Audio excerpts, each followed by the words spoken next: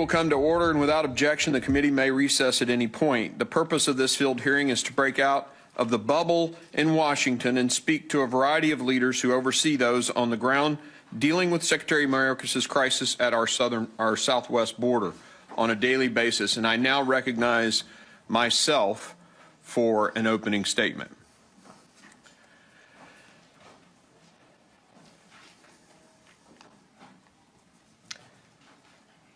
Good morning and welcome to the Committee on Homeland Security's field hearing in Pharr, Texas. We came to Texas for this hearing for several reasons. To get members of Congress and their staff out of the cubicles back in Washington and down here to the border to see it for ourselves. You cannot read about being a doctor and then go do brain surgery. My life experience has taught me, whether it was as an Army infantry commander or a physician needing a CT scan before deciding a treatment plan, or the CEO of my company, it takes the leader getting on the ground, seeing what's going on to make well-informed decisions. We also want the people on the border to know that Congress cares, that we see the plight of your communities. Now, this was supposed to be a full committee, but as you can see, the Democrats are not here. They decided to not show. Why? Well, they said coming here was just a political stunt. You tell me, taking a hearing to the point of the crisis for a first-hand view, or boycotting a hearing because you know we're going to shine a light on the truth. Which of those is a political stunt? I'd say the political stunt is these empty chairs. The Democrats also talk about bipartisanship, how this committee is supposed to be a bipartisan committee. I guess for them, bipartisanship is only when you agree exactly with them. To me, bipartisanship is where you sit down together and debate the issues and talk to try to find common ground and solutions. You can't have bipartisanship if the other side fails to show up for their duty. And in the Army, when someone didn't show up, we called them AWOL, or absent without leave. Their place of duty is at this hearing because it's a full hearing, and they're not here. They're AWOL. And now for the reasons why we're here. Why is this crisis happening? Most of us here today are well aware of the tragedy at the border. 4.7 million encounters, 1.3 million gotaways. We don't know who those people are, where they are. But in the encounter number, we know drug seizures are up, individuals on the terrorist watch list are up, all at record numbers, 6 million people. In just the 2 years of Secretary Mayorkas' reign at DHS, more people have come into this country than all of the 8 years of Barack Obama's presidency and all 4 years of the Trump presidency combined. Why? What's happened? What changed? Now, some may think it's the money. We hear it from the left, not today, of course, but we hear it from the left that more money will fix this issue. But the budget didn't go away. It didn't go way down when Mayorkas was confirmed as secretary. In fact, it went up. A lack of money didn't cause this massive sudden surge. Some may think it's the numbers of Border Patrol agents. If we only had more agents sitting on the border, this wouldn't happen. Well, when Secretary Mayorkas took over, we didn't suddenly cut the ranks of the Border Patrol. They have roughly the same number as the last administration. So clearly the size of the Border Patrol is not the reason for the massive surge in people, crime, and drugs. Not that we don't need more Border Patrol agents, and not that we can't put money in certain places. Some say it's technology, the systems. Perhaps it's the wall or the absence of a wall. But in all honesty, we didn't tear any wall down between the administrations. Granted, they stopped the production, but we didn't tear the wall down. Yet the people poured across the southern border, excess of 6 million people. Why? The only thing that changed were 89 successful migration policies implemented by previous administrations. And I mean administrations, plural. Seems like the migrant protection protocols, also known as Remain in Mexico, subversion of the actual laws written by Congress which required detention, the policies working to deter crossings were offensive to this administration. the companies that actually have the ICE detention contracts, companies like CoreCivic, tell me that they actually have a capacity of 25,000 people, yet ICE is only sending them about 8,000. You'd think that during the middle of a massive surge of people, those detention beds would be at capacity. Why aren't they? They aren't detaining because Mayorkas knows that detention is deterrence. And so they're just processing people in, paroling them right away and sending them into our country. And the phone calls go back to the countries of origin, telling their friends and families, come on, the door is open. The interim final rule is a rule that Secretary Mayorkas is trying to change and actually remove the judiciary branch from the decision-making on asylum. Even though Congress passed the laws many, many years ago that said the judiciary is to be involved. Why would Secretary Mayorkas want to do away with the judiciary? Why would he want to subvert laws written by this body, the Congress? It's because they want more people to come into the country. And now their solution is an app where whomever fills it out just automatically gets parole when they show up at the crossing site. That is in total contravention to what the laws passed by Congress about how people are to enter this country. I can see it now. Some drug cartel coyote, hey, for an additional fee, we'll fill the app out for you. Secretary Mayorkas' budget, a detailed analysis of it shows they're not doing anything to increase Border Patrol in any significant amount or increase technology. All it does is increase the funds, and I'm talking about billions of dollars, to process and ship people all over the United States. That's where they're asking for more money. If you talk to the sector chiefs, they're going to tell you that you can't return people back to their countries because the State Department has not renegotiated the return agreements. Why would the State Department not continue those agreements? It's because they want more people coming here in mass waves.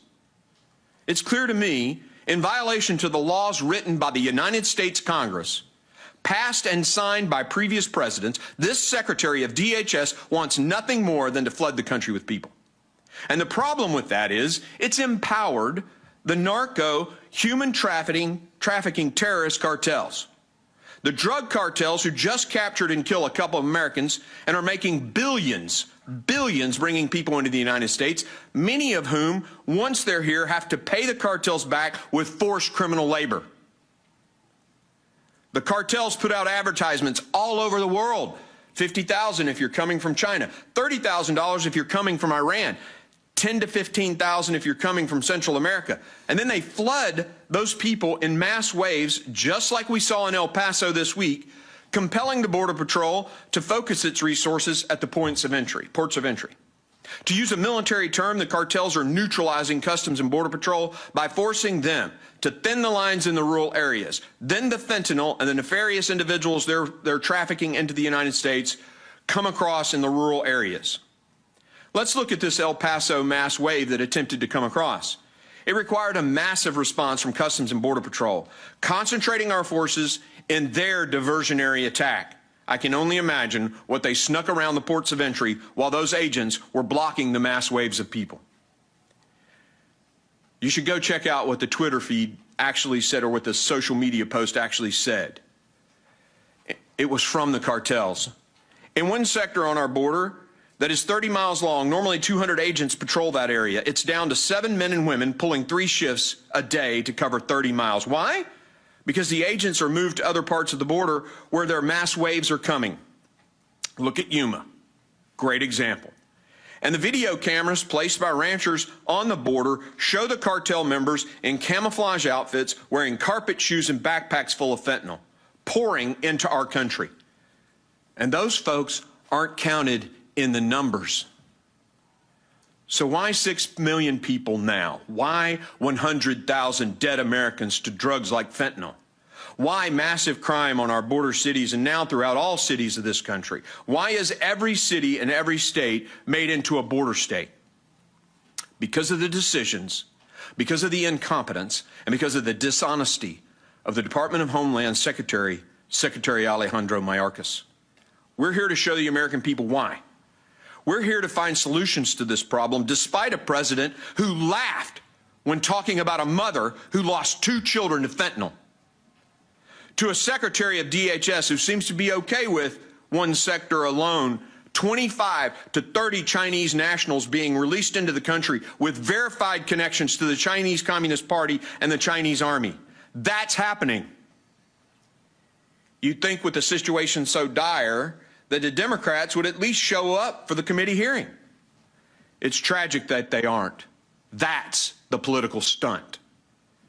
You'd think with so many Americans dying as fentanyl pours into our country, as the drug cartels take operational control of our border, that Secretary Mayorkas would come up with something different than an app that further incentivizes people to pour into the country. But no. The failure at the southern border is not about money. It's not about numbers of Border Patrol agents, not about technology, although all of those things are needed, and we can do more and will do more. This massive crisis, this human tragedy, is the result of decisions and the incompetence of this secretary. And I believe our hearing today will begin to show the process of how this has happened and why. I want to take a second before I conclude and thank the men and women of Customs and Border Patrol, and thank our witnesses who are here today. They are doing yeoman's work. And I'm going to take chairman's privilege, members, for just a second. As somebody who's been shot at in combat, I can tell you, who's lost friends in combat, I can tell you I understand a little. I don't understand a lot of it, because you're looking for sometimes a needle in the haystack. Your rules of engagement are significantly different than ours were. But I know what it's like to have the tracer rounds coming at you. And I deeply, deeply appreciate your service and the service of the men and women who work for you. It is impressive what they do every day, despite these unbelievable challenges that have been forced on them. Thank you all for being here. And thank you. That ends my statement. Now, we're pleased to have, and let me say this line that I'm required to say. Other members of the committee are reminded that opening statements may be submitted for the record. We're pleased to have 2 distinguished panels of witnesses before us today. This very important topic. I ask that our first panel of witnesses rise and raise their right hand. Do you solemnly swear that the testimony you will give before this Committee on Homeland Security of the United States House of Representatives will be the truth, the whole truth, and nothing but the truth, so help you God? Thank you. Let the record reflect that the witnesses have answered in the affirmative. I'd like to now formally introduce our first panel of witnesses. Raul Ortiz has served as the 25th Chief of the United States Border Patrol since August of 2021. He oversees domestic border security operations outside of the ports of entry, including over 5,000 miles at our northern border and nearly 2,000 miles at our southern border.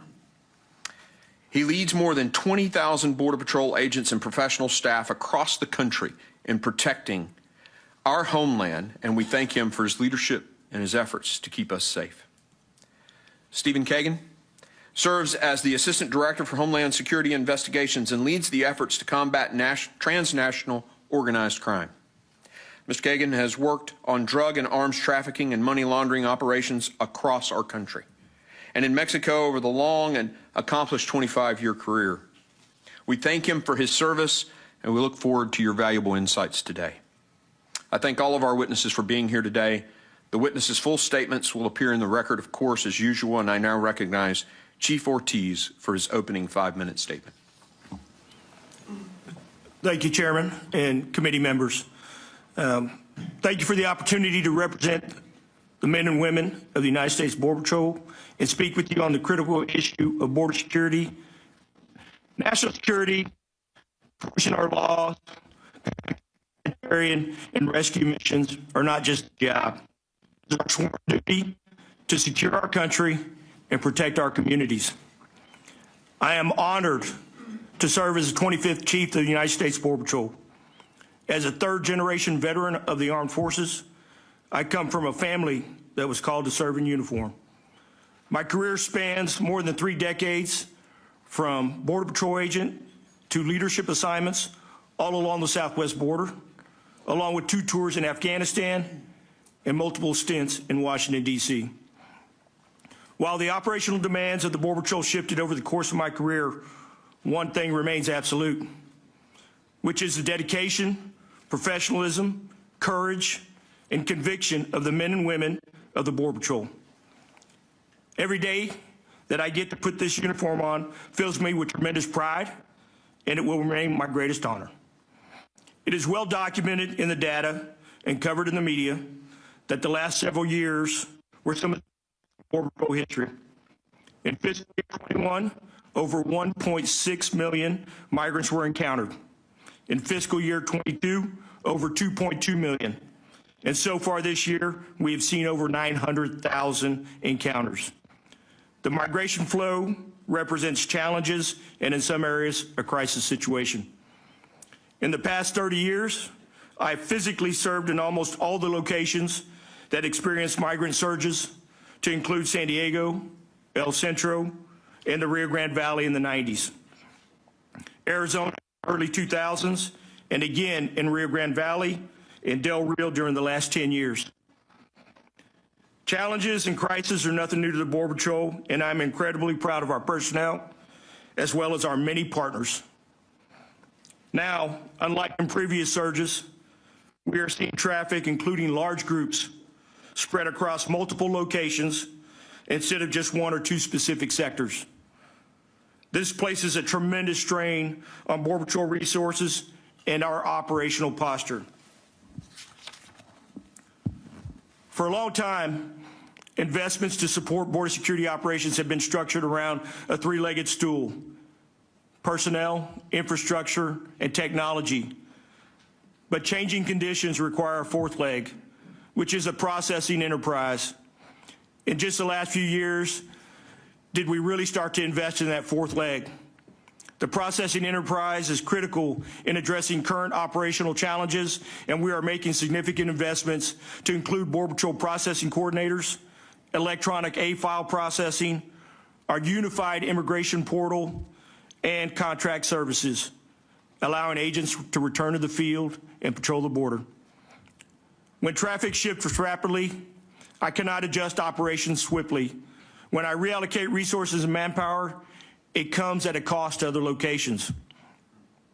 Today's border environment requires a whole-of-government solution to include international engagements, resourcing, and consequences, which could be in the form of legislative or policy adjustments. And that is where I ask for your help.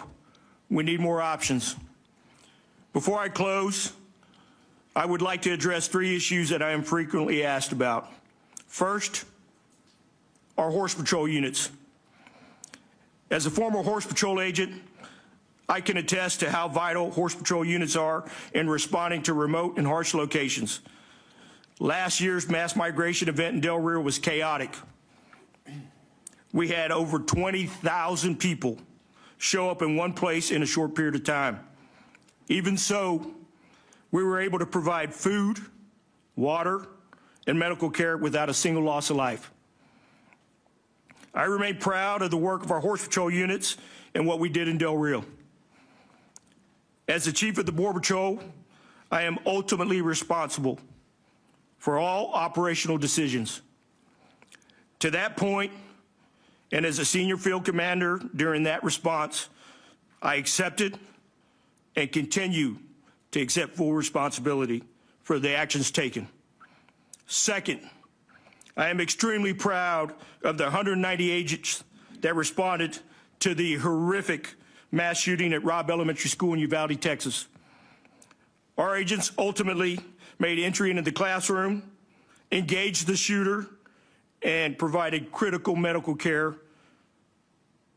We were there as a partner to our local and state counterparts and did everything we could to support them. I continue to champion those who demonstrated heroism to preserve life and render aid to that day. Finally, I'm often asked about the morale and well-being of our workforce. You have recognized the tremendous strain and pressure the border security situation has caused our personnel. and we have seen a rise in suicides. Tragically, 17 CBP employees lost their lives to suicide in 2022. I often worry about the well-being of our employees, and I appreciate Congress's support for our resiliency programs. While our mission and our agents continue to be the recipients of negative rhetoric, our resolve has never wavered. As a law enforcement organization, we strive to serve our communities, families, and fellow citizens with pride. Our national strategy is centered around organizational excellence, working with our partners, and building capacity to counter the criminal organizations and cartels operating in the border environment. Again, thank you for this opportunity, and I look forward to your questions, sir.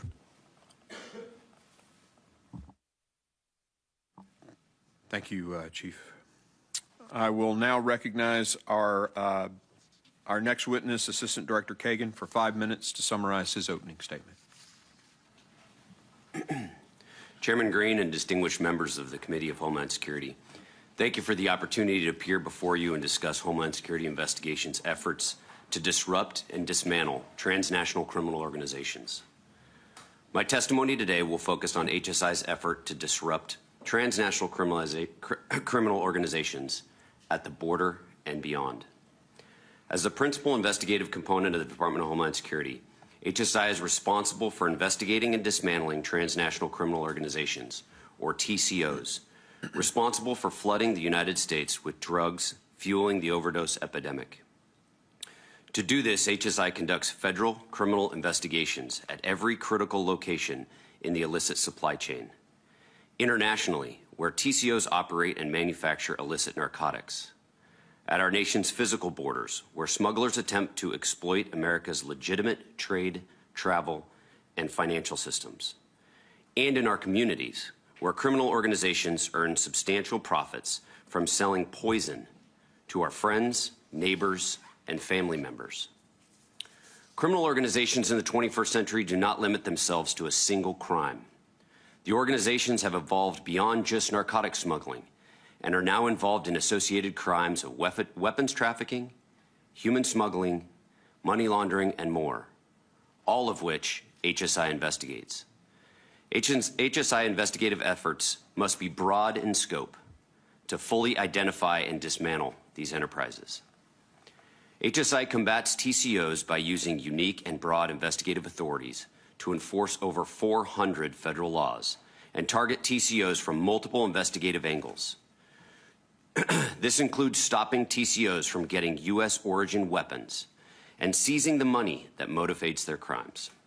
Simply put, HSI attacks the entire illicit network. HSI is a premier law enforcement agency best positioned to attack cartels and TCOs at each phase of the supply chain to inflict maximum damage, resulting in cascading effects against illicit networks. HSI's counter-TCO efforts begin abroad. HSI has the largest international investigative presence within DHS, comprised of hundreds of special agents strategically placed in 93 offices in 56 countries.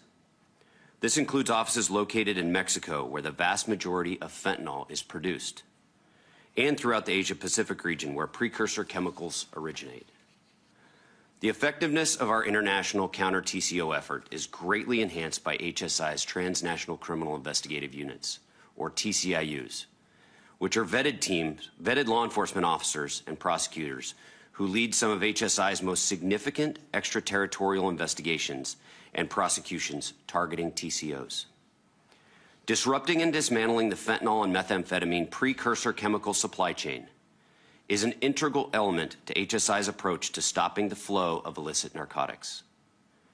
Cartels operate on an industrial scale when producing chemicals, and these precursors serve as oxygen the cartels need to manufacture their poison destined for America's streets.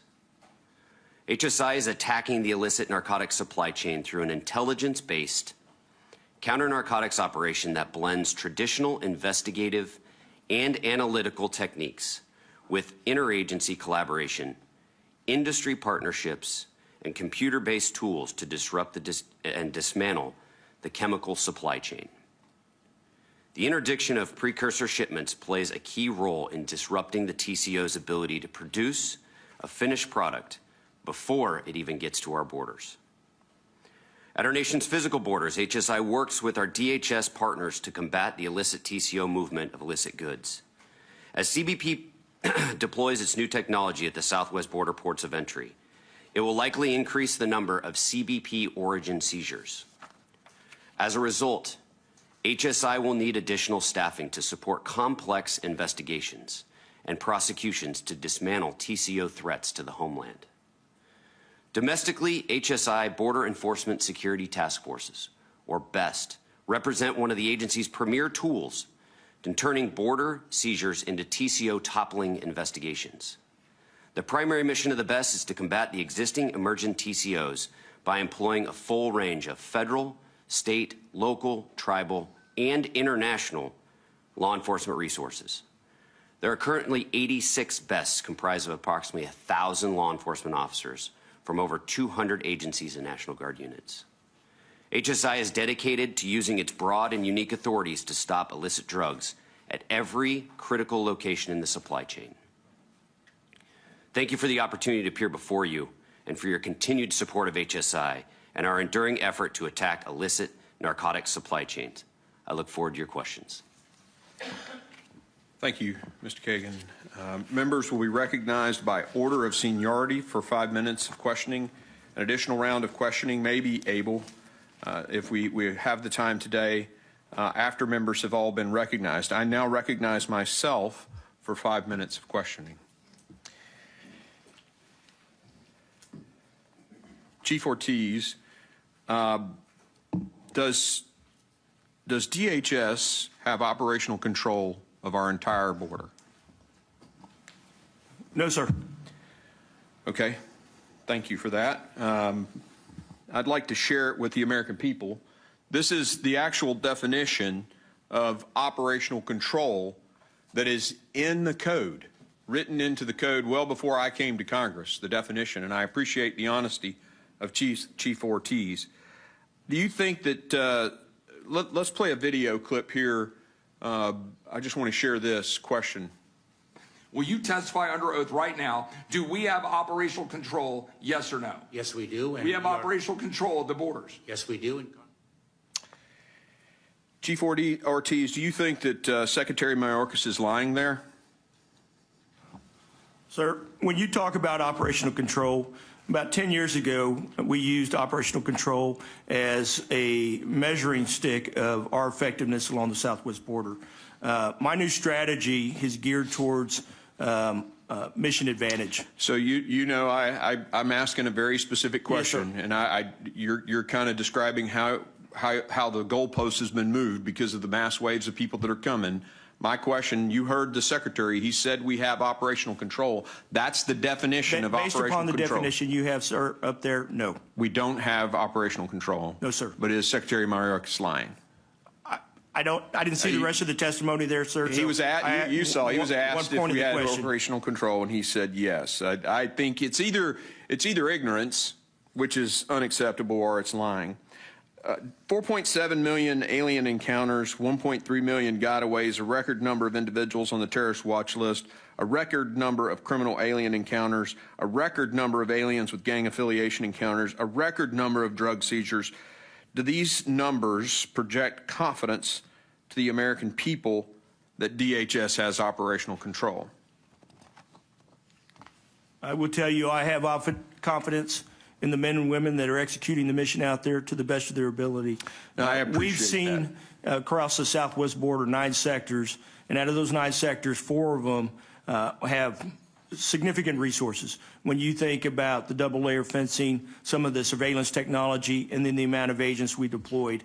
But in 5 of those 9 southwest border sectors, we have seen an increase in flow, and that has caused a considerable strain on our resources and really has forced the Border Patrol to move agents and even migrants to some of the other areas. Yeah, I pointed that out in my statement too, that the cartels have figured out if they flood certain areas, you got to shift resources, and that's allowing them to have free reign. That, to me, is the cartels controlling the southern border. Does that, I mean, think about it. Think about it for a second like you're a military guy and that's the perimeter, right?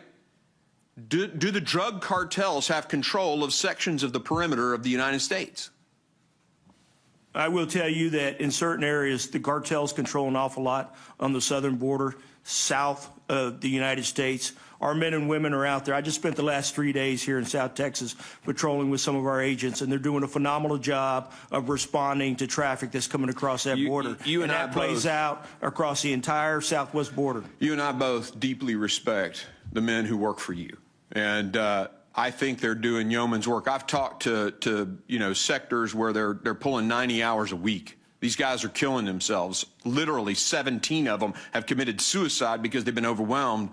Why is this huge surge here? What's the cause? What's the difference? You were here under the last administration during COVID, all the excuses that have been given. So what changed? Several things have changed, I think, across the world, if you think about it this way. We've seen individuals from 159 countries already this fiscal year. So why do they feel suddenly, after January of 2021, that they can come here? I would think that we have what we call push and pull factors. Some of those push factors are certainly going to be economic conditions in their host countries. Those were there before, yes, Chief. Sir. I mean, they were there before. Hurricanes happened in Central America before. What changed? I think as you look at the U.S. and what we're experiencing now with the economic conditions that we have here, when you think about the health conditions that we have here, we're in much better position than most of the countries that we're dealing with just to ourselves. I would assert to you that all that was there before January 21. The COVID was there before 2021. The economic challenges were there before 2021. I would submit to you that it's two things, and your sector chiefs have told me what they are. One, they're the policies. And those policies came from the promises the president made during his campaign. And two, the State Department has allowed the return agreements to expire. Not renegotiating those agreements has prevented ICE from being able to send people back. Is that not correct? I will tell you our inability to repatriate individuals to certain countries is a tremendous challenge for us, and I would agree with that. On the administration. Thank you. I yield. I've taken a little extra time. My apologies to my colleagues. I'll now recognize Mr. Higgins for his comments and questions. Director Kagan, it's good to talk to you, sir. God bless you. I hope you and your family are well. I'm going to talk to you about China and Chinese nationals crossing the border and HSI's involvement regarding those individuals. It's noted that there's an increase in Chinese nationals apprehended at the southwest border, and we know that many of the precursors that are used to create fentanyl are made in China. A lot of fentanyl entering our country originates in China. And now we're seeing an increase in Chinese nationals being captured, which means there's an increase in Chinese nationals that are not being captured. It's been presented to me, it's been posited that the Chinese that are effectively evading law enforcement at the border and entering into our country recognize that over the course of the next couple of years, Republicans are going to take very aggressive actions to gain control, operational control of our border, and shut down this wide open trafficking that they're currently enjoying. So it's been posited to me that Chinese nationals that are crossing into our country include scientists that are coming into America to connect with established criminal networks to bring their laboratory, to build laboratories here. Are Chinese nationals, is HSI looking into this, are Chinese nationals entering America illegally to connect with established criminal networks and bring their laboratory capabilities here into the continental United States because they know the day is coming where we'll have a Republican president and we'll regain control of the border? Representative Higgins, thank you very much for the question. good to see you as well. As it pertains to, the human smuggling of Chinese nationals and the narcotic side of it, our investigations, as you know, we're an investigative agency, our investigations and intelligence show that those are two separate situations. We see when it comes to China, that's the beginning of the illicit supply chain of fentanyl. We know, we don't have the visibility that we need, of course, into China, but as an investigative agency, we have the visibility of precursor chemicals as they leave Chinese ports to venture across the water into Mexico. Eventually, those precursors will end up in Mexican labs where the actual pills are produced. That's what HSI does. That's where we are strong, and that's where we're critical to this entire supply chain, which is attacking the supply chain at those critical nodes. We can stop the container ships full. I mean, we're talking container ships. We've seized, I believe it's a little bit over 3.3 million pounds of precursor chemicals coming from China entering into Mexico. When those precursors enter into Mexico, what we do is try to stop them from getting into the labs in Mexico where it's synthesized, right? That's where the drugs are produced. That's where the cartels are producing it. We utilize our transnational criminal investigative units, which we have a very robust and strong criminal investigative unit in Mexico. Mexican prosecutors, Mexican officials working with us. As I've said multiple times in open hearings, they're working on behalf of the American people. So what we utilize is their efforts, intelligence community and our efforts in order to stop these drugs from coming into the United States and push our borders out to try to alleviate the pressure on our DHS partners and friends so they're not feeling so much of the fentanyl coming in. But to answer your question, we do not see the link investigatively or intelligence right now of the human smuggling aspect as it pertains to the fentanyl coming in from China. Well, we'll talk further about that in person. Mr. Chairman, I don't see a clock. How much time? Right here. All right, Chief, it's good to see you again, sir. God bless you. Hope you and your family are well. These are difficult times that we face to enforce the laws of our land as we've sworn an oath to do so. And you're at the point of that spear, and to a great deal, you're held responsible. And I think you're a responsible man. I would like to, in my remaining no time, just answer this question regarding commands that are coming down from Secretary Mayorkas. It's come to our attention that many commands that ultimately arrive at the field level don't have much of a paper trail. They've been communicated verbally. You could speak to that, and how does that relate to our aerostat techs? Why are the aerostats down? That's a DOD cooperative operation. They worked. Why are they down? I was told in January they were being pulled down for the first quarter. I'll give you a real quick 30 seconds, Chief, to answer that. Sorry. Thank you, Chairman, and good to see you again, Mr. Higgins. I will tell you that with respect to the chain of command, both ICE, myself, and our DHS partners meet quite regularly with the department, more specifically with the Secretary. We have constant conversations and dialogue about ongoing operations, and certainly he's made multiple trips down to the southwest border. So I do appreciate the level of support I get from both our Commissioner, Troy Miller, and Secretary Mayorkas with respect to some of my requests on capacity building and making adjustments to our operations in the field. With respect to the aerostats, that's a very expensive program, $4.6 million for each one of those aerostats. We have 4 of them deployed here in South Texas. They're doing a phenomenal job. We are looking at alternatives to be able to use similar-like technology that may be less expensive, and then we're going to try and do everything we can to incorporate that into our normal operations. Thank you. Thank you. I'll now recognize Vice Chair Guest from Mississippi. Thank you, Mr. Chairman. To both of our gentlemen, thank you for being here. Thank you for the men and women that serve under your command. I want you to know that the frustration and the anger that you may feel today is not directed at you personally, and it's clearly not directed under the men and women that serve under you, but is directed at this administration, which has not only failed the American public, but has failed the officers that serve with you. Chief, I want to expand a little bit on something that Chairman Green touched on.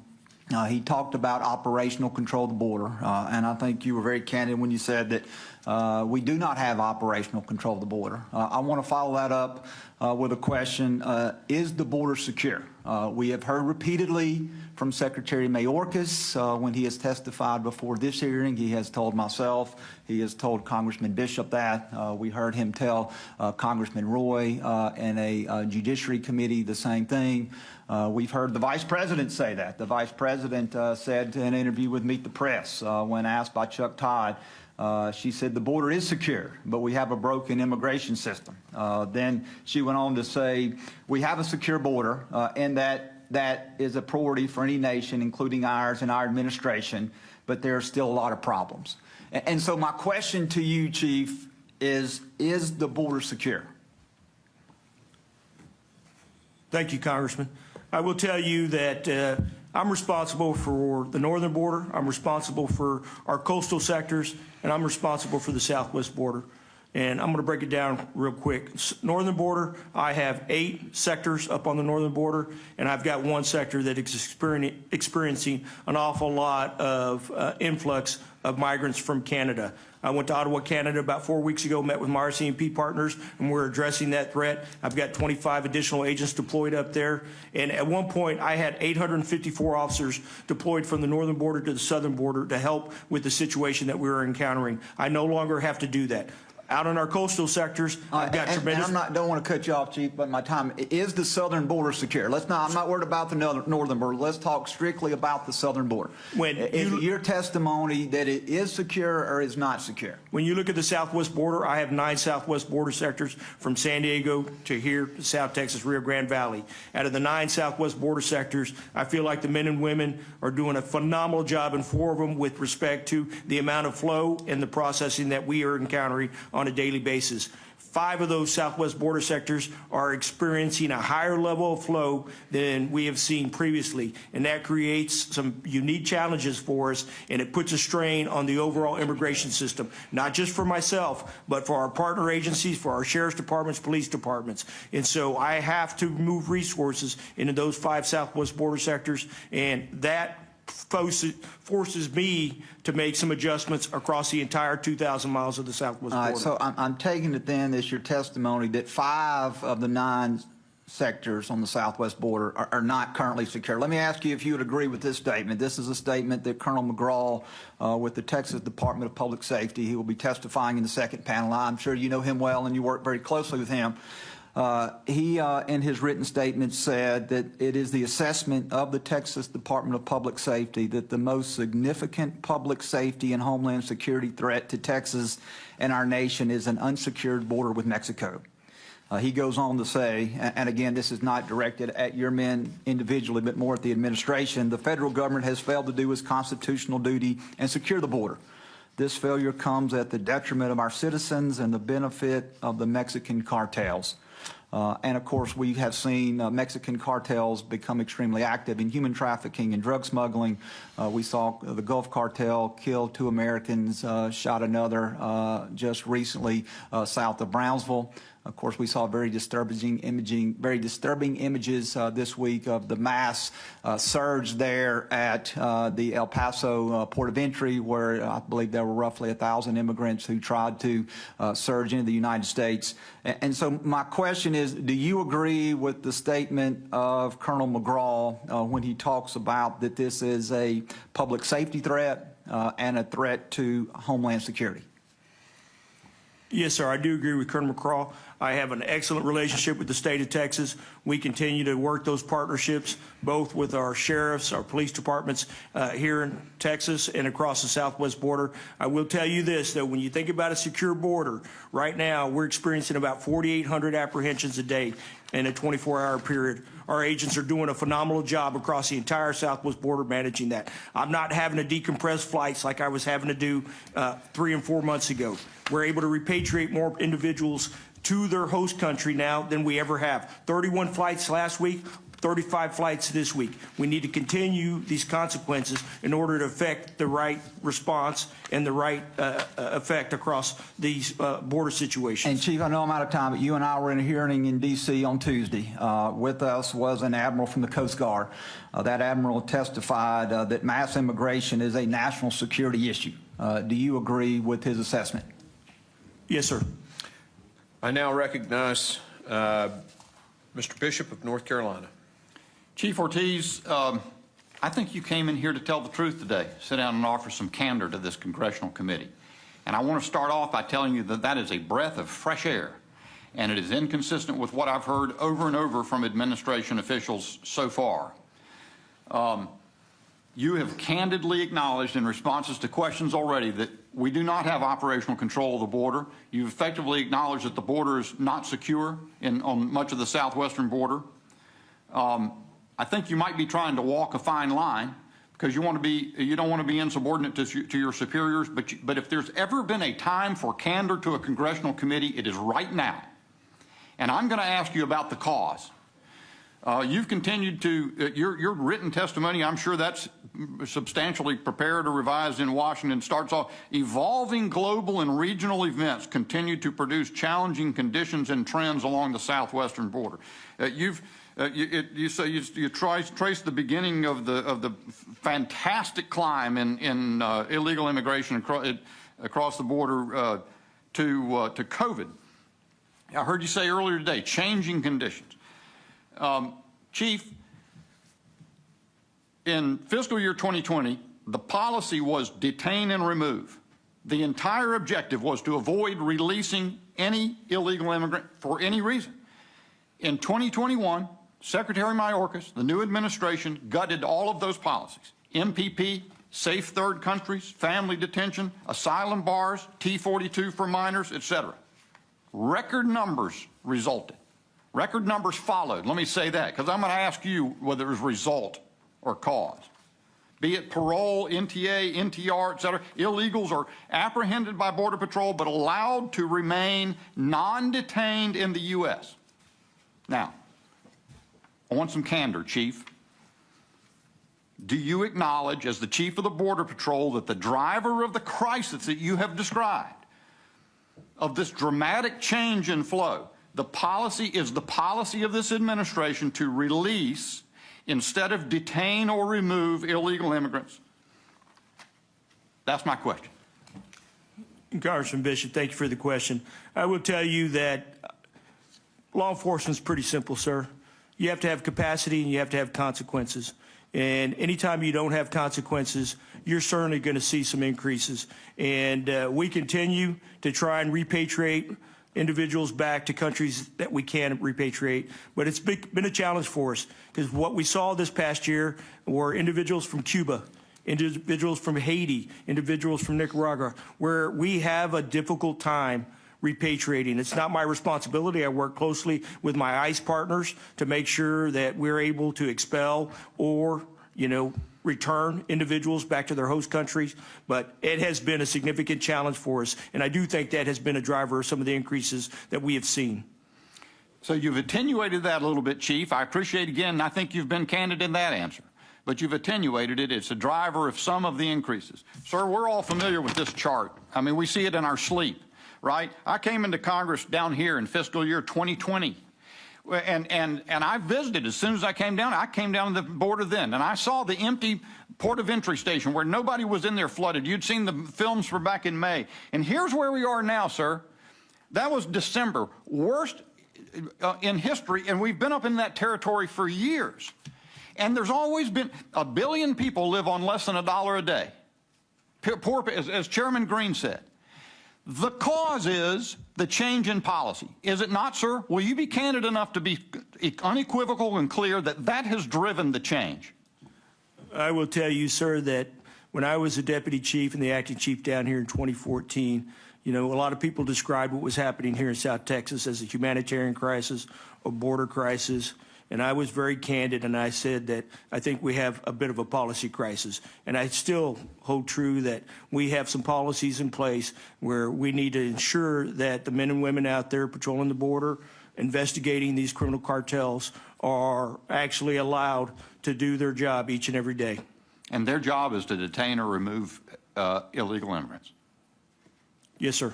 And you've talked about, and your pride, look, I want to say this, your pride in the men and women you lead, and I know what the circumstances is that compels you to come in here and show this level of candor to this congressional committee, and that's the men and women that you're serving, because they're under stress like they've never seen.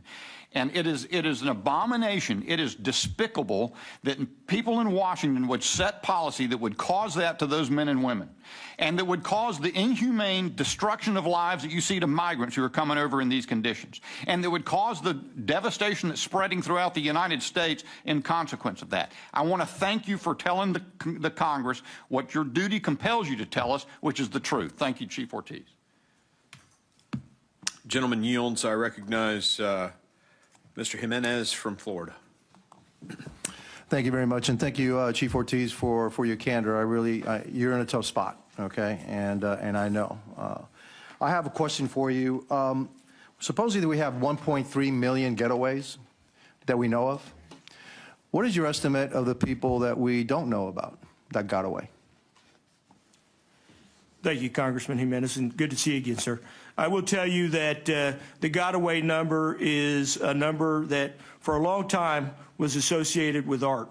It was our agents out there actually cutting swaths of country and using, you know, footprints as an indicator as to what we were seeing out there. That was our situational awareness.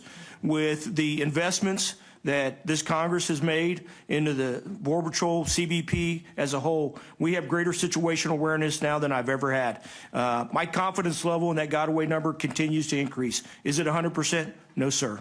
At 385,000 Gotaways so far this fiscal year, we continue to refine that number. I've got to do a better job of accounting for the actual encounters. Chief, I have limited time. I just need a number. What percentage of the 1.3 that you know got away, how much more do you think got away that you don't know about? In my estimation, based upon the situational awareness that I have, probably be between 10 and 20%, sir. More? Yes. Okay, thank you. Mr. Kagan, HSI, I equate the chemicals coming from mainly China as being the weapons, and then I equate the cartels as being the soldiers. You spoke a lot about the weapon, trying to stop the flow of the drug or the precursor chemicals, et cetera, et cetera. I didn't hear much about the soldiers, the cartels themselves. What are you doing about the soldiers? Thank you for the question. Good to see you again. The cartels, the TCOs as a whole, we investigate them together. So you're breaking it up separately. We don't break it up separately because one needs the other back and forth. The work that we're doing to go after the cartels in Mexico and push the borders out is definitely done on the ground with our men and women within all of the U.S. government, and our partnerships. One thing that we are strong with is the partnerships with Mexico. I do understand that over the years, different political pressures in different areas swing, but on the ground, as HSI working with our partners, we have great partnerships. A huge vetted unit that is very strong. I believe it's just around 60 active criminal investigations on the drug cartels as we speak today, and they're very strong in how they operate. Is that being conducted investigations in Mexico? Are they going to be charged in Mexico? Are they going to be charged in the United States? Where are these soldiers going to be charged? And it depends. It depends on the investigation, the level of the investigation, whether it's the leaders of the cartel, whether it's the henchmen, whatever it may be. It depends on where they're prosecuted. We extradite people often to come in front of a jury here in the U.S., but we also then help, and this is why we're so strong with our Mexican partners, because we work cases that are mutually beneficial. So Well, if they're trying to go after corruption, Again, I only have limited time, and I need to get to some points that I want to make. Sorry to cut you off. That's fine, sir. Okay. Would it surprise you, according to the LA Times, Mexican overdoses, people that died in Mexico, okay, numbered something like 1,700 in 2020. They numbered over 100,000 here in the United States. And even taking into account the difference in population, by my math, it's like 25. We are 25 times more likely to have an overdose death in the United States than we are in Mexico, which seems kind of strange to me, seeing that that's where the stuff is produced. So it's one of two things. Either they're vastly underreporting the overdose deaths in Mexico, which then would make the Mexican people go a little bit, be perturbed at their leadership for not doing something about it, or there's something going on, some kind of unwritten rule that maybe they produce it there and they don't really sell it there, they don't push it there, but they do push it up here. So I'm really disturbed about that. And so these numbers continue to rise. We don't have control of the southern border. The testimony from the chief says that the cartels now control the southern border, many portions of the southern border, and these soldiers are killing 100,000 Americans. And so I'm not sure what it is that you're doing, but whatever you're doing, I don't think it's enough at this point. Sorry. Thank you. My time is up. Gentleman yields, and I recognize the gentleman from Texas, Mr. Pfluger. Thank you, Chairman. America, wake up. Look over here to the side, to the colleagues that should be here, to my Democrat colleagues. How disrespectful is it? Chief, thank you for being here. Director, thank you for being here. Please tell everyone in your organization thank you for their service. It's extremely disrespectful of my Democrat colleagues to not be here, to not support those who would put their lives on the line to keep our country safe. America needs to wake up to that fact. Chairman Thompson said last year that he would have a border hearing, and he never did. And now he's acting as a partisan agent. Chief Ortiz, we were in Del Rio under that bridge together with the 20,000 Haitian migrants. We've been in El Paso together. We've been here together. You've mentioned that we don't have operational control of the border, that in over 50% of the southwest border that it's not secure. You've talked about capacity and consequences. And my question for you is, have you shared, as the expert, I'd like you to channel that first and second year Agent Ortiz, Officer Ortiz, the tactical expert. Have you shared your recommendations of how to secure the border with Secretary Alejandro Mayorkas? I would tell you that the Secretary and I have candid conversations about what's happening on the southwest border, and we are exploring every opportunity to make sure that we continue to add capacity for the men and women out there. So to answer your question, yes, I have shared my operational experiences from the last 32 years with the Secretary. So one of those has been consequences. Every agent that I talk to, hundreds of agents that work within CBP, have mentioned that they don't believe that there are consequences, that they don't believe. And you've mentioned the repatriation flights. Is the Secretary listening to your recommendations? Because it certainly appears that that's not happening. Yes, I will tell you that the Secretary and myself have increased consequences for criminal aliens. We've seen more criminal aliens apprehended in the last 24 months than we've seen previously, and we continue to prosecute, work with our DOJ partners and our AUSAs across the southwest border. We are sitting at about a 93% acceptance rate. Certainly not enough. We need to add more capacity. We need to have more assistant U.S. attorneys. We need to have more prosecutions agents so we can ensure that we instill those consequences that you described. But I will say that we have increased the level of prosecutions across the southwest border in the neighborhood of about 35%. And so that needs to continue, sir. Chief, when you look at the cartels and the fact that they're making billions of dollars off of the human trafficking, the smuggling of drugs, the humanitarian crisis. 53 people died in a tractor trailer in July of last year south of San Antonio, not too far from here. Do you believe that the cartels are acting as a terrorist organization?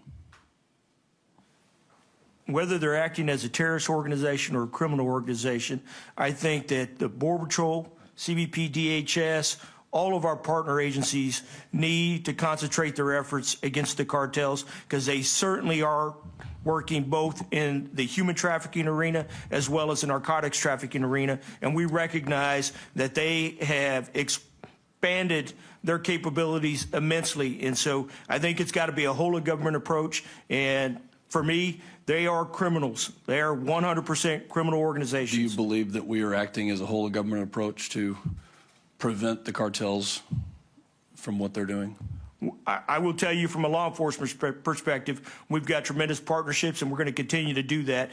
Once again, I believe it's a capacity issue. We need more officers on the front lines. Do you think we can do more? Yes, sir. Director Kagan, you've seized 3.3 million pounds of precursor chemicals. How much money have the cartels profited as a result of shipping that fentanyl? I'm looking at several sheriffs behind you from my district who are experiencing the trauma, the chaos from fentanyl in our own communities. How much money are the cartels making year in and year out? I don't have the specific answer for you, but we have a fentanyl problem, and we need to fix it. And how do we fix that problem? I agree with the chief. More capacity building, more people on the border to secure the border, as well as more investigative efforts. We have to surge our resources to the border, which is what we do, and we have done it for years. Operation Expanded Impact is HSI's framework that we utilize to surge resources to the border in times like this. But it hits a point where there's so drugs coming across and humans coming across that we need more resources on the border, especially when I mentioned that CBP Office of Field Operations is going to increase their non-inspection capabilities. It's only going to create more responses to the ports of entry, more investigations, which is more resources that HSI will need in order to combat and investigate these transnational criminal organizations. Thank you, Chairman. My time has expired. Yield back. Gentleman yields. The chair recognizes Ms. Green from Georgia. Thank you, Mr. Chairman. Thank you, Chief Ortiz, for being here today. Thank you, Mr. Kagan. I appreciate the jobs that you do, as well as the men and women that work under you. They have very difficult jobs, and we are so appreciative of them. But I'm going to be very honest with both of you. After listening to all of this, I am so angry. I cannot believe the incredible failure of our federal government and to the American people. And also to the Border Patrol agents, ICE agents, the jobs that they do and how incredibly difficult their jobs are based on the failed policies that they are forced to operate under. It is absurd. I live in Georgia. My state is not a border state, but let me inform you of some of the things that we're dealing with. Here in Georgia, fentanyl-involved deaths has increased by over 230% since Biden has taken office. In my district alone, we have had fentanyl-involved deaths increase by over 350%. I can tell you right now, the policies do not work. And we are sick and tired of our young people dying, our emergency responders getting poisoned by fentanyl. This is unacceptable. Chief Ortiz, are you aware that there was an explosive device found by Border Patrol agents on January 17th in an area called No Man's Land, and there's surveillance of who put it there? And guess what? It wasn't Americans, it was cartels. Are you aware of that? Thank you, Congresswoman, and good to see you again. I will tell you that some of this information that I receive in a confidential skiff, so I'm going to be a little hesitant of briefing what I know and what I don't know with respect to some of those, an event like that. I understand, Chief Ortiz, but I'm not going to be confidential because I think people deserve to know. Our Border Patrol agents should not be in those type of conditions where they are at risk of being blown to pieces by the cartels, who, by the way, are criminals, and they should be treated as such. As a matter of fact, I've co-sponsored legislation to declare war on the cartels because they are definitely declaring war on us, the American people, and our Border Patrol agents, and I've had enough of it, and I know Americans have had enough of it. Mr. Kagan, are you aware of such explosive device being found by Border Patrol agents? I am not. Mr. Kagan, since you have to deal greatly in all the horrific drugs that are poisoning Americans every day, let's talk about kids for a little bit.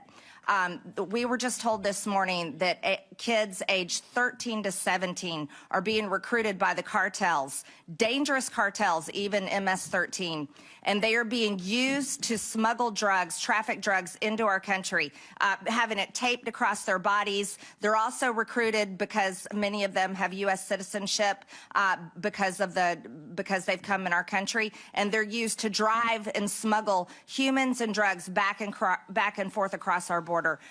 Can you elaborate on that? Thank you, and good to see you as well. The cartels are very good, and transnational criminal organizations are very good at going after vulnerable populations. You see that with the immigrants that are coming up. You see that with, as you're talking about, kids. This is something that has gone on for a long time. I worked in Mexico for 4 years. So here, seeing cartels, seeing TCOs go after vulnerable children and vulnerable populations is something that definitely happens. They will go after any vulnerable population in order to move their drugs north and or move their guns and profits south. Yes, so, but yes, Mr. Kagan, let me interrupt you for a minute. This has been a large increase in just the past 2 years in how many teenagers and even children are being used to traffic drugs. The increase is there, and it's showing that the policies are failing. I'm sorry, ma'am, I didn't catch the question. I said there's been a large increase in children being used trafficking drugs into our country and being recruited by gangs, and it's just happened in the past few years, and the policies are failing. So what change needs to be made? I don't have data on the increase in children being used. My time that I'm speaking about goes all the way back into 2007 to 2010 when I was in New Mexico. So I don't have any comment on increase or decrease. So that's not, as an investigative arm of DHS, not here to focus on. Well, I can tell you right now, I have the statistics.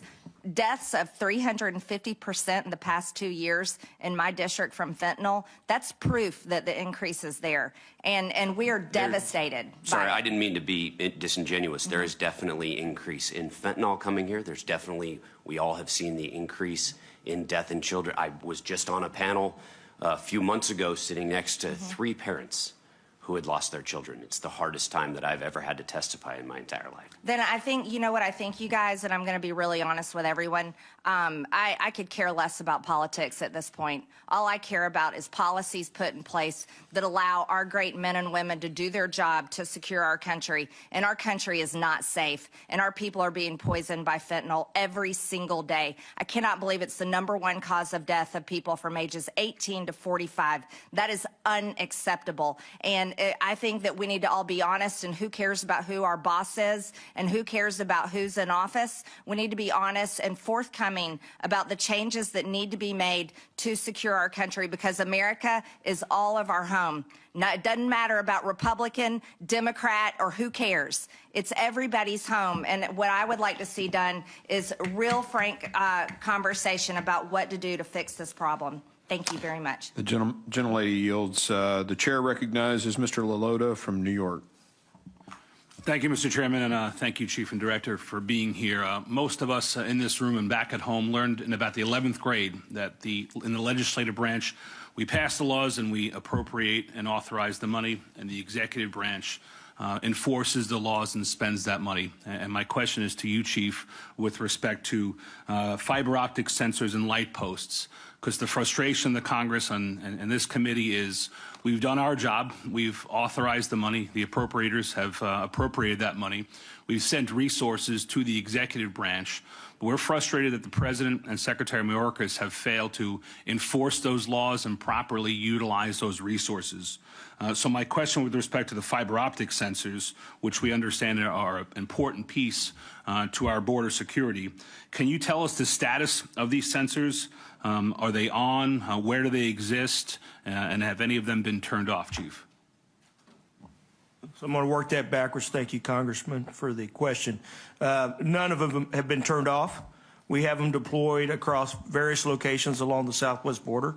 I would prefer not to share exactly the location, but I will tell you that we continue to expand the linear ground detection system in areas where where 300 miles of infrastructure was slated to be constructed. That is an ongoing project. We continue to make those investments. We are quite often in the real estate and the environmental process. I checked with my team actually this morning, and even here in South Texas, we have ongoing deployments of underground sensors throughout the area of responsibility. Chief, would the addition of more fiber optic sensors increase our border security? Most definitely, sir. We have areas along the southwest border where perhaps your traditional infrastructure, a wall or barrier system, may not be as beneficial both to the community, to the ranchers, to the farmers, and perhaps maybe a virtual linear ground detection system might be the best course of action. And in those areas, we are certainly working hard to make sure that those systems are deployed. Chief, with respect to the permitting process, we understand and respect people's personal property rights, but can you explain and describe some of the frustrations you've seen with some of the permitting process, Chief? So across the southwest border, we deal with private landowners. We deal with the federal government refuge property. We deal with certainly areas that are protected lands. And so all of that creates a challenge for us. The Secretary has leveraged his CADX authority to allow us to continue some of these programs and initiatives to ensure that we have those tools that allow us to have situational awareness out there along the southwest border. We're closing gates and gaps. We've already closed 55 of the gates and gaps, and we're remediating the levee system here in South Texas and some of the other areas. And so this idea that, we turned off all infrastructure is inaccurate. We continue to propose recommendations that represent life safety or threats into the community, and we've seen approvals on several of those projects already. Can you describe how long some of the permitting process takes, and what, if anything, is holding you up from the installation of some of this new fiber optic capability? So it varies depending on location. What we've seen here in South Texas, some of the records, the real estate and who owns the property are sometimes go back multiple generations, and so that becomes a tremendous challenge for our real estate experts. And then in some other areas, it moves quite rapidly. So it just varies depending on location. And I will tell you that in the last 24 months, 36 months that I've been up at Washington, D.C., I can continue to push the infrastructure program as well as the underground detection system, because I do think it is probably the wave of the future. Please continue to give that feedback, Chief. Moving on to the light posts. Have any of the light posts been turned off? No, sir. None of the light posts have been turned off. We are challenged with some of the remote video sensor camera systems. There's a backlog with the supply chain issues that we experience both in our fleet and some of the technology. We're starting to catch up over the last 6 months. And can you describe the lack of operational lampposts and what that could do to border security? So the inability to have situational awareness, to not have the border areas lit up or have camera systems deployed, really decreases my confidence in the Gotaway number. And so we want to maintain as much situational awareness out in that border environment, and all of those are tools that we leverage in every sector along the southwest border. Thanks, Chief. Chairman, I yield. The gentleman yields. I now recognize Ms. Lee from Florida. Thank you, Mr. Chairman. Last week, a federal judge in the Northern District of Florida, Kent Wetherill, ruled that the Biden administration's policy of parole and alternatives to detention is unlawful. The judge stated, in part, that the administration had effectively turned the southwest border into a meaningless line in the sand and little more than a speed bump for aliens flooding into the country. Chief Ortiz, my question for you is this. Were you aware of Judge Wetherill's ruling and his conclusion about that parole and alternatives to detention policy? Congresswoman Lee, thank you for the question.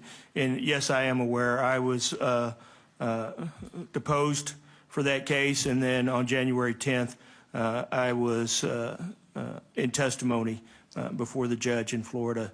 So I was aware of his final ruling last week. To this point, have any of the policies related to parole and alternatives to detention been modified or adjusted in light of the court's ruling? So we weren't paroling over the last several months. Our numbers in the last 60 days have dropped significantly. We're averaging about 4,800 apprehensions. So there wasn't a requirement for us to parole. We release to detention or to ICE enforcement removal operations, and then we've been able to leverage Title 42 considerably. And so we haven't had to leverage that over the last 60 days. So to this point, have any of the policies at Border Patrol been modified or adjusted, or had to have been modified or adjusted in light of the court's ruling? In light of the court's ruling, what we did is we informed all sectors that they were not to parole individuals outside of specific individual case for a humanitarian reason, or if somebody was a material witness in a human trafficking case. And to your knowledge, are there any plans to make further modifications, or do you feel like the changes that have been made so far are adequate? I think the changes that have been made so far are adequate, ma'am. Okay. I'd like to return to the discussion of infrastructure.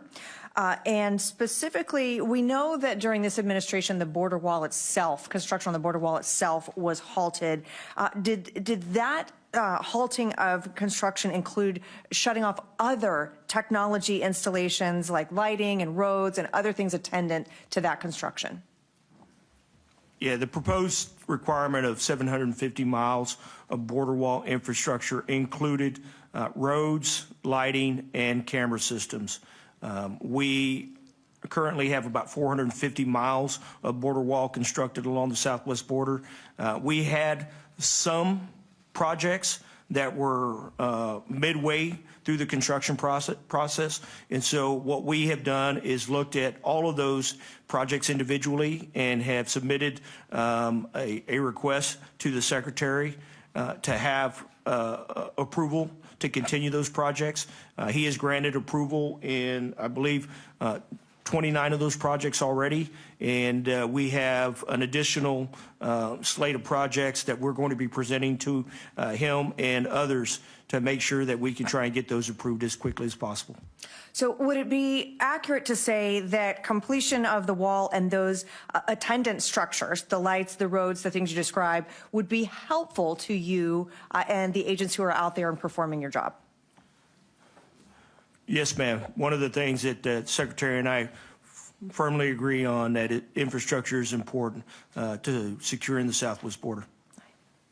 Thank you. And with that, I'd like to turn to ports of entry and a discussion there. So is it accurate to say that drug cartels are operating both at ports of entry and then also coming across the border and operating through places that are not designated ports of entry? With respect to narcotics, what we've seen this fiscal year is 101% increase in fentanyl seizures in between the ports of entry.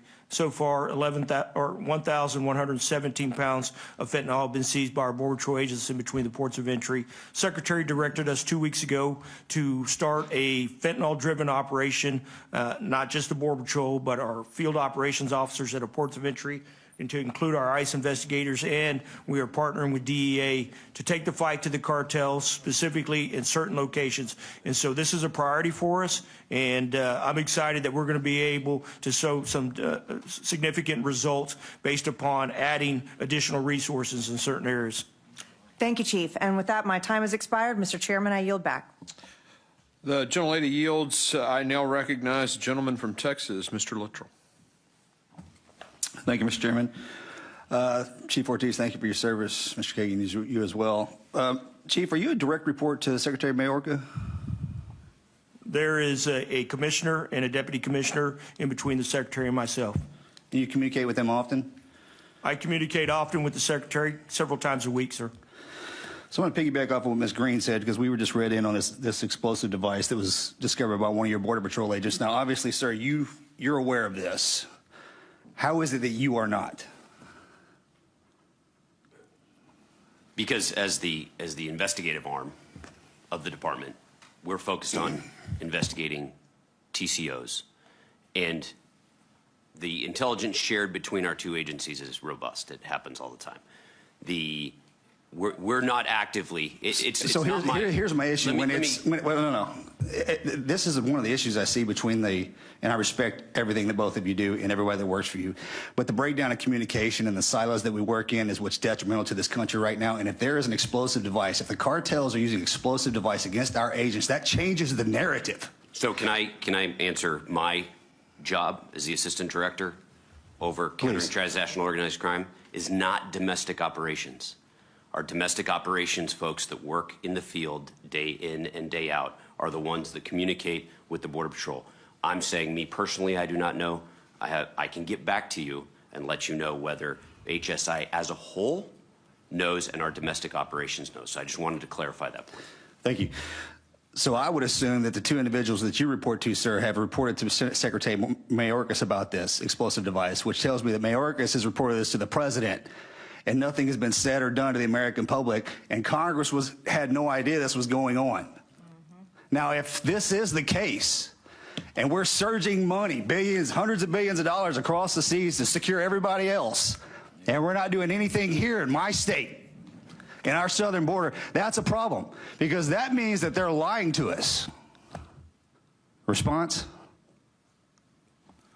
I will tell you that if there's a significant event along the southwest border, whether it's a significant seizure or an arrest, I'm not talking about drugs anymore. I'm talking about explosives. Any significant event, whether it be a terrorist, whether it be a significant narcotics load, criminal alien, high-value target, we will coordinate with our investigative partners, and they vary in numbers, whether it's FBI, whether it's the DEA, or our HSI partners. We all belong to a Joint Terrorism Task Force. If it's associated with terrorism, every single one of us has an agent or a task force member, and so that information is shared amongst that group. It hasn't been shared with us, okay? And so here's my problem. If you share something of this nature with us, we can help, okay? Another question, Chief. You said consequences, and you said that your agents don't feel like they have legislation, or the legislation is not enforced to support them in their duties. Who specifically is telling you not to do that? What memo and whose name is on the bottom of that so we can go after them? When I say consequences, I'm talking about two things. I'm talking about prosecutions, and I'm talking about repatriations back to their home country. We have to have those tools in our toolkit to be able to deal with the migrant surges that we're seeing right now. With respect to legislative changes or policy changes, that's out of my wheelhouse, Congressman. That is your responsibility. That's the administration's responsibility. My responsibility is to enforce the laws on the books and do everything I can to make sure our men and women have the tools that they need out there to do the job. Okay, so tell me right now which ones you need that are in place that they're not being enforced so we can do something about that. And if you don't have that in front of you right now, please get it to me. I will, sir. Could I interrupt as the chairman just a second? I want to make sure I understand Mr. Luttrell's questions. You're asking which policies need to be reinstated in order for him to do his job? Yes, sir. Okay. Yes, sir. I'm sorry if that didn't come out clearly. I apologize. That's okay. Go ahead, Chief. once again, whatever consequences, you can call it migrant protection protocols, you can call it remain in Mexico, you can call it a safe third country. All of the tools that the Border Patrol and DHS have at their disposal are going to allow us to do a better job of managing this border. I yield back, sir. The gentleman yields. And I now recognize Mr. Strong from Alabama. Thank you, Chief. Thank you, Chief. Thank you all for being here today.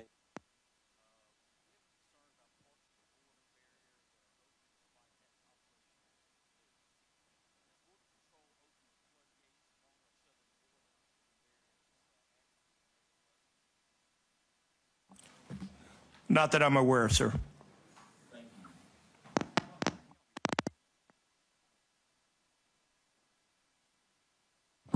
There we go. Thank you. Well, we'll go with this one then.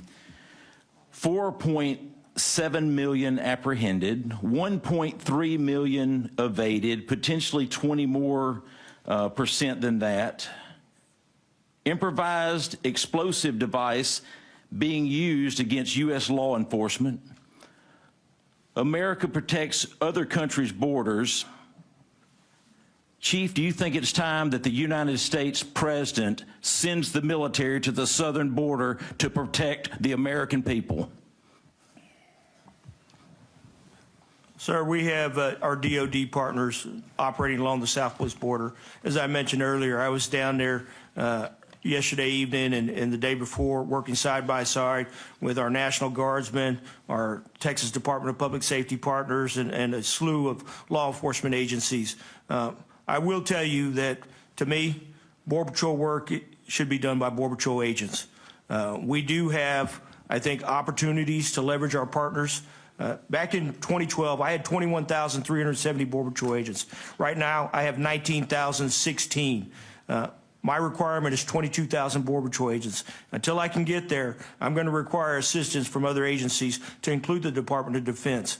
But right now, for me, my priority is doing everything I can to add more personnel to my ranks, so we can make sure that Border Patrol agents that are out there doing that job. And I thank you, and I think it's time to get 1600 Pennsylvania Avenue on the phone, let them know what's going on down here. I also would like to ask you, Mr. Kagan, your office is responsible for leading efforts to counter transnational crimes. This includes combating drugs, illegal weapons, and money laundering. Has your agency seen an increase in criminal activity over the last 2 years as it relates to the surge at the border? Naturally, the surge at the border is going to create more activity because, as I mentioned, the transnational criminal organizations will target the vulnerable populations. And when you have the vulnerable population moving up towards the border and towards the ports of entry, it's going to cause more activity. And that is the reason for our Operation Expanded Impact, which is the framework that HSI utilizes in order to surge special agents to the southwest border in order to support the increased activity. Thank you. Who are the main perpetrators of transnational criminal activity along the southern border? The cartels. Thank you. If we return to the operational policies under the previous administration, Chief Ortiz, how long would it take to get the border under control? Every policy that allows us to repatriate or reduce the flow of migrants is certainly going to increase our operational effectiveness and our ability to control that border. Once again, we're dealing with a different population group. I think it's going to be a real challenge for us to repatriate some folks from Cuba, Haiti, Nicaragua. So we have to make sure that we have a tool for those populations, not just folks from Central America or Mexico. Thank you. There's people out there that can talk about him all they want, but Donald Trump kept our country safe. Under the Trump administration, ICE air was fueled up 24/7, and those that came to the United States illegally were detained and removed to their country of origin immediately, and not turned loose and asked to come to a hearing months later. They're coming from Mexico. They're coming from Guatemala, El Salvador, Ecuador, Colombia, Cuba, Haiti, Iran, and they're coming from China too. Our country is under attack. America is being invaded. No American is safe. This invasion is not a Democratic issue. It is not a Republican issue. It is an American issue. We have learned more in these hours than we've heard out of D.C. in I don't know how many weeks. I'm a freshman United States congressman. I've been in office for 9 weeks, and we're learning more here than we've heard in the last 9 weeks. I thank each of you, but I can tell you this. The thing I'm most distraught about, there's not a Democrat here. This is an American issue. It's appalling that the Democrats didn't show up and America is under attack. I thank both of you for being here. The gentleman yields. I now recognize the gentleman from Oklahoma, Mr. Burkeen. Thank you, Mr. Chairman. Chief, you've got courage. I see you trying to be respectful, and I also see you being straightforward, and I want to appreciate you for doing that. For you to admit that we don't have operational control at our southern border, again, you've done that in a respectful manner, and you've done that in a straightforward manner, and that took guts. You said a while ago that in 2014 you were plain spoken as well, and said that we had a policy crisis. Just for the American people, so we can revisit history, who was president in 2014? Mr. Obama, sir. Thank you. Did we have a policy crisis soon after, from 2016 to 2020, during the Trump administration? I will tell you that in 2019, when I was deputy chief here, we had a family unit crisis. And so to me, I thought that at that time we had some vulnerabilities, and we addressed that relatively quickly. So if I understand you correctly, there was quick action during the 2016 to 2020 timeframe to address the areas that you saw as needing improvement. Well, I'm not sure I actually agree with how we did it. Separating families was a significant challenge for our organization. And I will tell you that, once again, there's got to be another way to solve some of the issues that we're faced with right now. Did you feel like we had operational control from 2016 to 2020 of the southern border? There were times, and there were certain locations where the effectiveness rate of our southwest border was above 90%, 85%, and in those areas, I had extreme confidence of what was happening along the southwest border. That's great. I appreciate your response on that. 90% is much better than what we heard a while ago of 5 sectors lacking operational control out of 9 on the southern border. You mentioned consequences. I'm grateful for you for using that word. It seems like a word that's missing in public dialogue on this. And so Title 42, our president is expected to let that lapse come the month of May. Would you support finding alternative means to continue Title 42, whether it's the 18 to 45 age frame leading cause of death that's caused 70,000 overdoses last year? Would you support continuance of a measure, health emergency, even if it had to be fentanyl based, to continue the protocol of sending people back to their country of origin? Any tool or resource that allows law enforcement personnel to repatriate or affect some sort of consequence on individuals that we encounter is going to be a useful tool. Yes, sir. Do you support the Remain in Mexico policy? I support any policy that's going to allow us to repatriate individuals back to their home country. You also said earlier that you and Secretary Mayorkas agreed, quote, infrastructure is important. Secretary Mayorkas and I agree on this. The wall and physical barriers. Our President of the United States in 2016 as a United States Senator voted for the Secure Fence Act. As the United States, at a time, Democrats and Republicans believed in physical barriers. Do you support the concept of construction of physical barriers like a wall? And do you believe they're effectual for the manpower element that they allow you and your Border Patrol agents to then reallocate elsewhere? And Congressman, I do not believe in a wall from sea to shining sea, but I do believe in infrastructure and barrier systems in concentrated areas, especially urban areas. And that's always been our practice from 2006 when I was an agent in charge in West Texas to now. But I also don't agree that we should tear down perfectly good barrier system to install something that is, based upon requirements that we developed over the last few years. We tore down perfectly good infrastructure system in some areas that we should have just left alone. Del Rio was a perfect example of that. So under the prior administration, we had 200 plus a wall that was appropriated, and the President of the United States, President Biden, by executive order, shut that down. Do you disagree with his decision to shut down the construction? Yes, sir. And my last question, we have a Mobile One app that's coming online. It's being utilized. Do you believe all that is doing is the Mobile One app leading to more utilization of consequences or less utilization of consequences?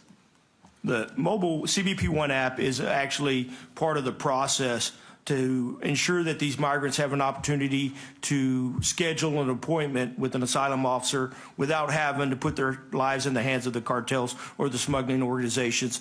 That's a new system. As with any new system, it takes a while for it to develop, and we continue to expand that. One of the things that we recognized about a month ago, as we heard feedback from our non-governmental organization partners, is that there were some gaps, some language gaps, and some gaps that the migrants generally couldn't understand within the app itself. And so we worked with our NGO partners to make some adjustments, and we continue to expand that as much as we possibly can. But I do think it's part of an effective system so folks who want to apply for some sort of immigration benefit can do it from their home country. I thank you. I yield. The gentleman yields. And first, let me ask for unanimous consent of the committee on something. We'll go technical, and then I'll introduce our next questioner. So without objection, the gentlewoman from Texas, Ms. De La Cruz, is permitted to sit on this hearing and ask questions of the witness. Are there any objections? Hearing none, it is my privilege to welcome to the committee the gentlewoman from Texas whose district we actually now sit in. The gentlelady is recognized.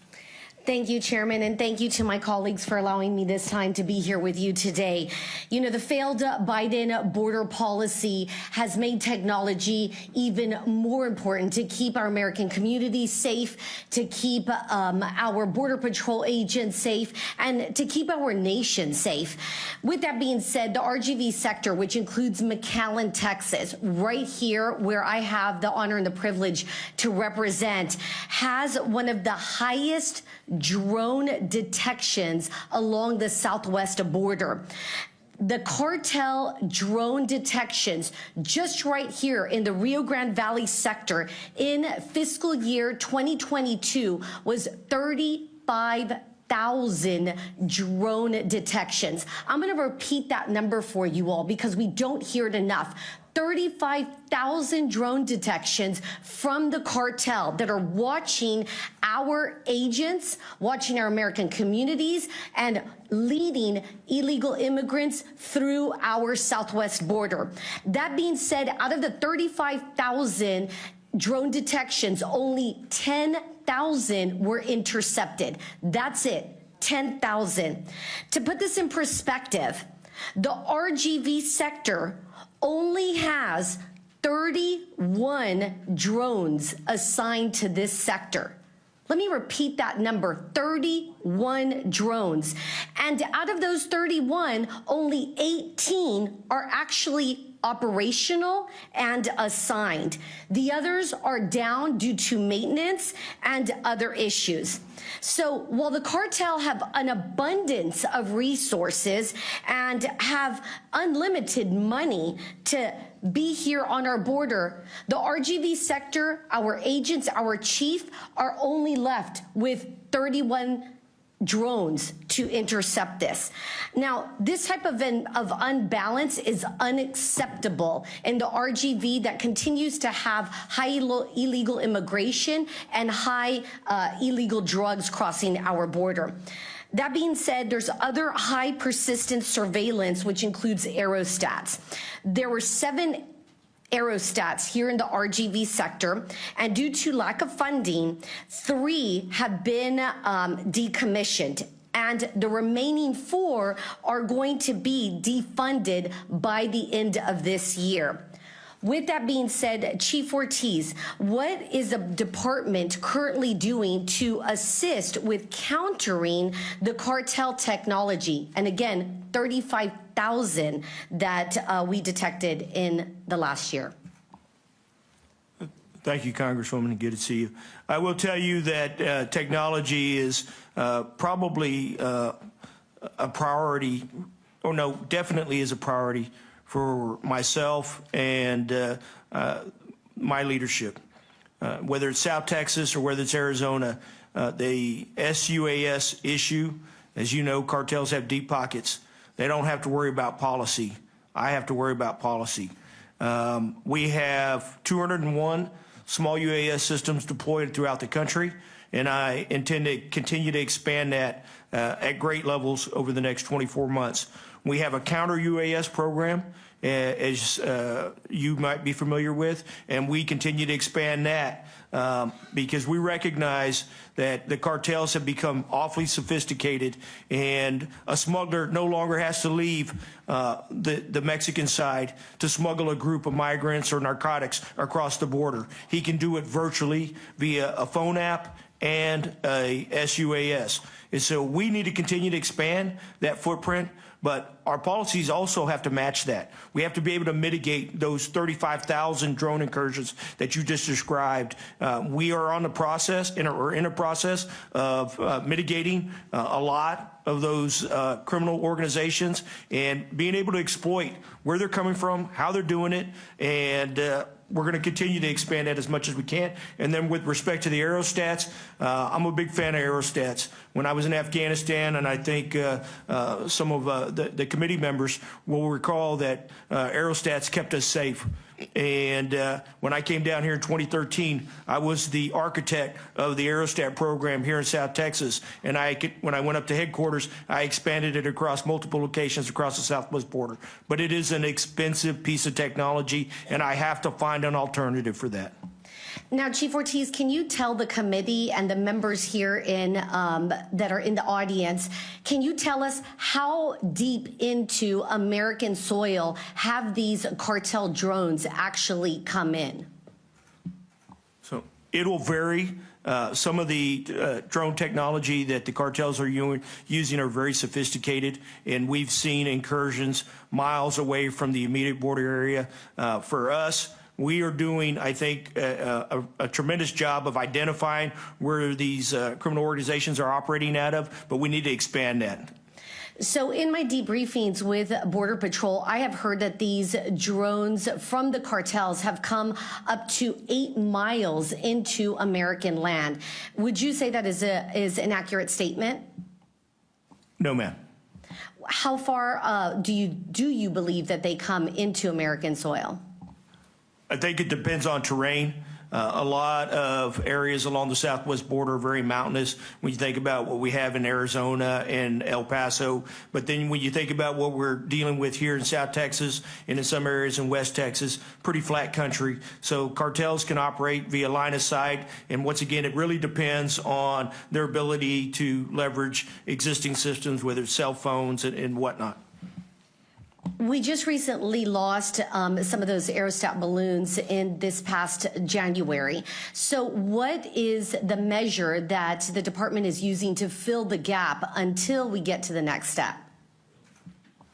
We currently have a team deployed and looking at some alternatives to a similar type of platform, but that's less expensive. What we've seen in the past with aerostats is in these areas, high winds. Chief Ortiz, I'm sorry, I'm out of time. I'm just going to ask you, how fast can we deploy some of this technology? We're hoping to deploy it in the next 6 months, ma'am. Thank you, and I yield back. The gentlelady yields. I want to thank our panel of witnesses for their incredibly valuable testimony today. And Mr. Kagan, I want to especially thank you. You were a Democrat invited witness, and you showed up. So thank you for that. The folks who invited you bailed on you, but thank you both for your service to our country and for being here today. And the members of the committee, they may have some additional questions for you. They'll submit them in writing, and it would be great if you could get that back in writing. The witnesses are dismissed, and our committee stands in recess for 15 minutes. Well done.